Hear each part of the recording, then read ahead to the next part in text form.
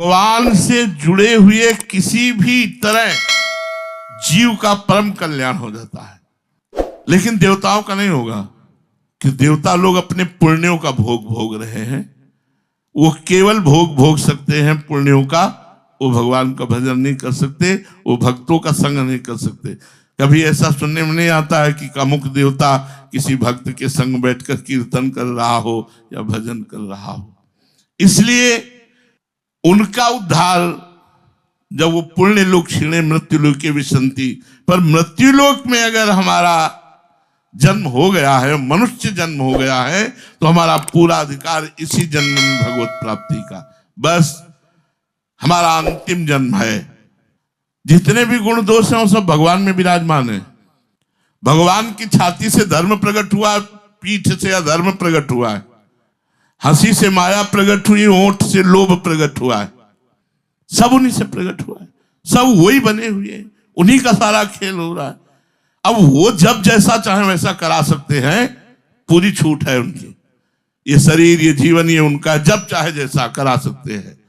जब चाहे तब दंड दें, जब चाहे तब पुरस्कार दें, जब चाहे तब यश करवाएं, जब चाहे तब अपकीर्ति करवाएं, जब चाहे तो श्रद्धा करवाएं, जब चाहे तो अश्रद्धा करवाएं। ये सब रोल चलता रहा है भक्तों के जीवन में। दोष गुण मेरे नहीं है, मैं भगवान का हूं, और भगवान के अंश में कभी दोष गुण नहीं होते। ये शरीर दोष गुण से कभी मुक्त नहीं हो सकता, इसमें बने ही रहते हैं।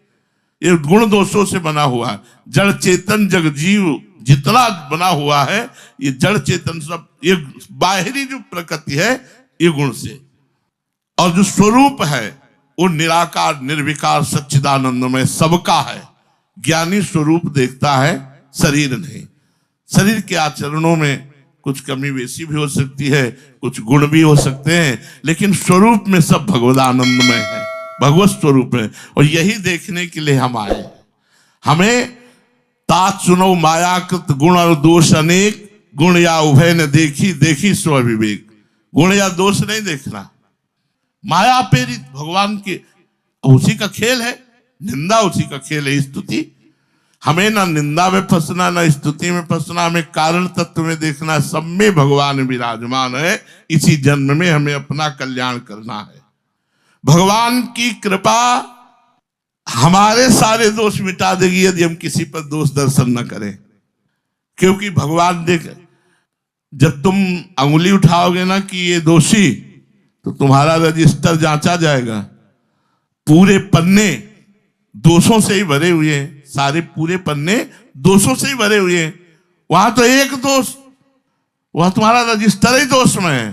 होगा क्या? जमानत ही जब्त हो जाएगी। समझ रहे हो? जमानत ही जब्त हो जाएगी। भगवत प्राप्ति के लिए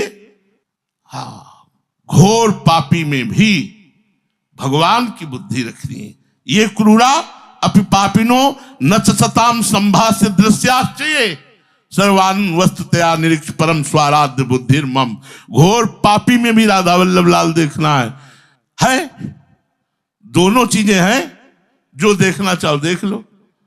पीठ से अधर्म है, छाती से धर्म है। पीठ देखोगे तो अधर्म दिखाई देगा, छाती देखोगे तो धर्म दिखाई देगा। हमें क्या करना है? हमें भगवत प्राप्ति करनी है।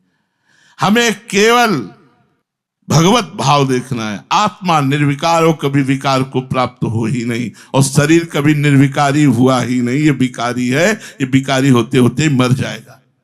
संत या भगवान के संकल्प के बिना कोई साधक नहीं बन सकता। भगवान ने कृपा करी, संत मिलाए, और संत जब कृपा करी तो साधक बने। आप इतने लोग बैठे हो, क्या आप में जो वैराग्य है आप खुद उससे अनुभव करो। आप में जो वृंदावनवास, आज जो आप वृंदावनवास में जिस स्थिति में हो, क्या आपकी ये स्थिति है? क्या थी ये स्थिति? आई कहां से? कहां से आई? जैसे बहुत चमक रहा है ना, और काट दो बिजली इसकी, दिखाई नहीं देगा कि है भी कि नहीं है।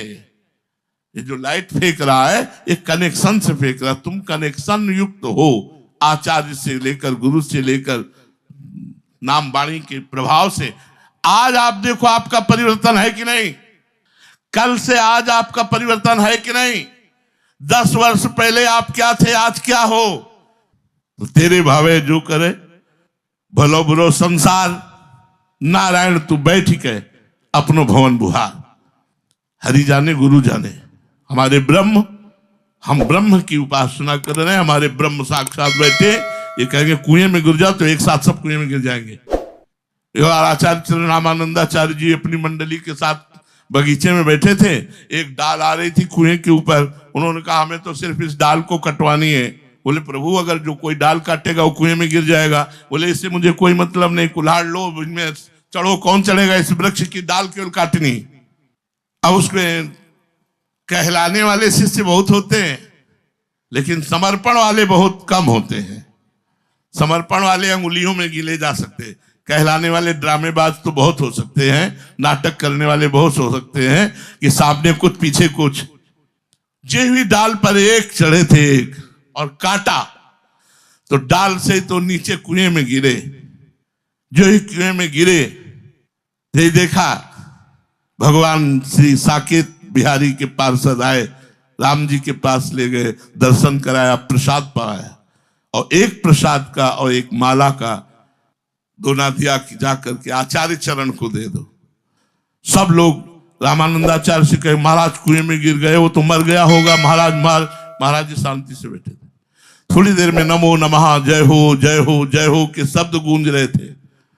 कुएं से निकले तो माला और प्रसाद पाए, दिव्य तेज में मुख प्रसन्न तन तेज विराजा कीन्हे रामचंद्र कर काजा। सब लोगों के आश्चर्य हो गया, उनका लेट कैसे, विलंब कैसे हो गया। तो बोले भगवान साकेत बिहारी ने भोग पाया और हमको पवाया और आपके लिए दिया। तो अब जितने शिष्य थे सब ललचा गए कि यार हम कुएं में निकले तो भगवान के लिए थे, अगर कुएं में गिर जाते जाकर के तो भगवान के दर्शन हो जाते। गुरु आज्ञा में खाली पैर गिरने पर भी नहीं कहीं हित हो सकता, बिना विचार करी सुबझानी। खिलवाड़ समझ लिया परमार्थ को, परमार्थ को खिलवाड़ समझ लिया। तुम्हारी श्रद्धा, तुम्हारा विश्वास, तो ऐसी शक्ति हमें दे न दाता, मन का विश्वास कमजोर होना। हम श्री जी से अविश्वास करें, पूरा जीवन आपको दिया है, हम आपके हैं, आपके रहेंगे।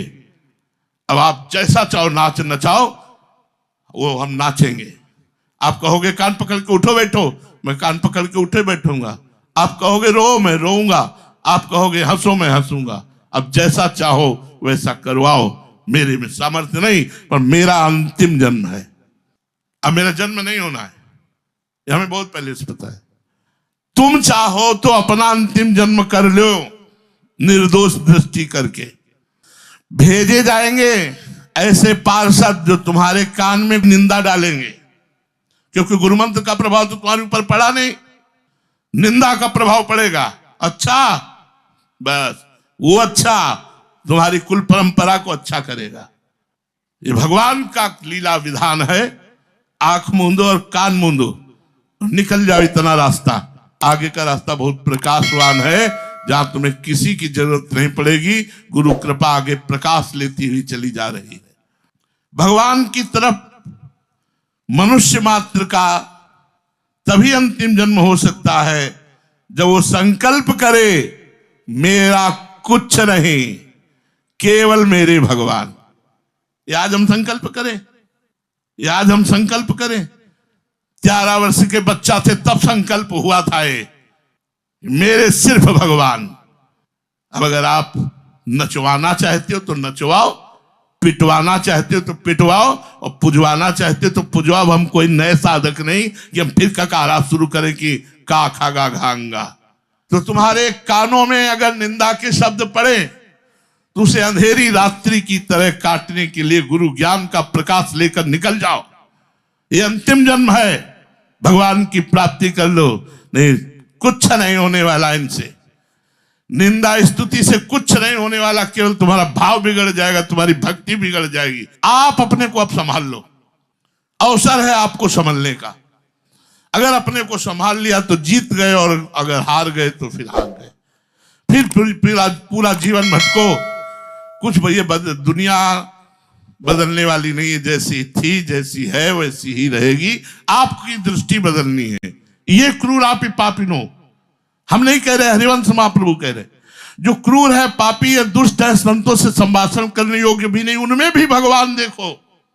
फिर गुरु में भगवान की बुद्धि हट जाए, बड़ा भारी दुर्भाग्य।